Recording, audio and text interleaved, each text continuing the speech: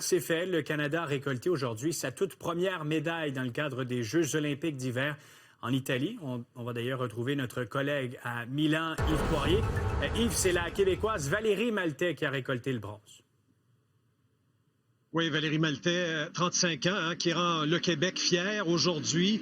Non seulement elle donne la première médaille au Canada, mais c'est sa première médaille qu'elle gagne également sur le plan individuel, donc dans une compétition où elle était seule, pas par équipe. Donc, elle est arrivée troisième tantôt. Elle a la médaille de bronze. Je rappelle qu'elle participait aux 3000 mètres. Ça, c'est du patinage de vitesse sur longue piste avec un temps de 3 minutes 54 secondes, 28 centièmes.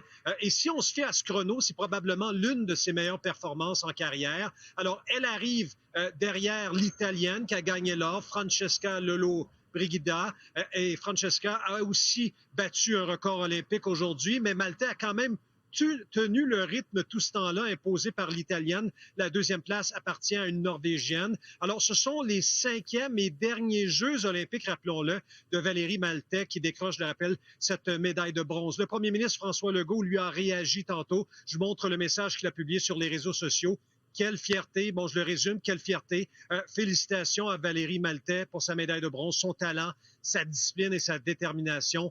Inspire tout le Québec, bravo. Alors, c'est pas fini pour Valérie Maltais. Je rappelle qu'elle va aussi participer aux 1500 mètres et au départ groupé, ce sera à surveiller, évidemment. Bon, et Yves, en marge des Jeux olympiques, il y a des manifestations et l'une d'entre elles a tourné à la violence aujourd'hui dans les rues de Milan. Encore aujourd'hui, il y a des milliers de personnes qui ont manifesté pour protester contre les Jeux olympiques. Et effectivement, il y a eu des affrontements avec la police tantôt, comme vous allez le voir tout de suite.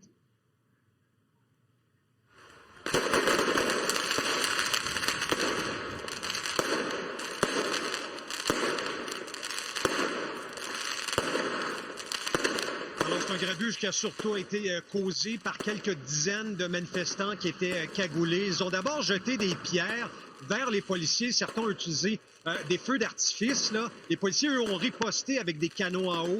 Il y a eu l'utilisation de gaz lacrymogène également, quelques arrestations au terme de cette manifestation. Mais je vous rappelle qu'hier également, j'étais au stade où il y avait la cérémonie d'ouverture des Jeux olympiques. Il y a eu également une manifestation. Là, on dénonçait donc la crise du logement parce que ça frappe Milan également. C'est une riche capitale financière où je me trouve. On dénonce, par exemple, également l'utilisation de la neige artificielle dans les montagnes, dans le nord de l'Italie, où se déroulent également certaines compétitions des Jeux. On dit que les Jeux, c'est pas viable, surtout dans le contexte environnemental ou social. Mais pour revenir aux compétitions, je rappelle aux téléspectateurs que ce soir, l'équipe féminine de hockey sur glace, Marie-Philippe Poulin, la capitaine, qui elle aussi en est à ses 5e Jeux, sera sur la glace ici, heure locale de Milan, 21h, en après-midi chez vous au Québec. Elles affrontent plutôt la Suisse. Ce sera également à surveiller. Voilà pour le bilan ici en direct de Milan, en Italie.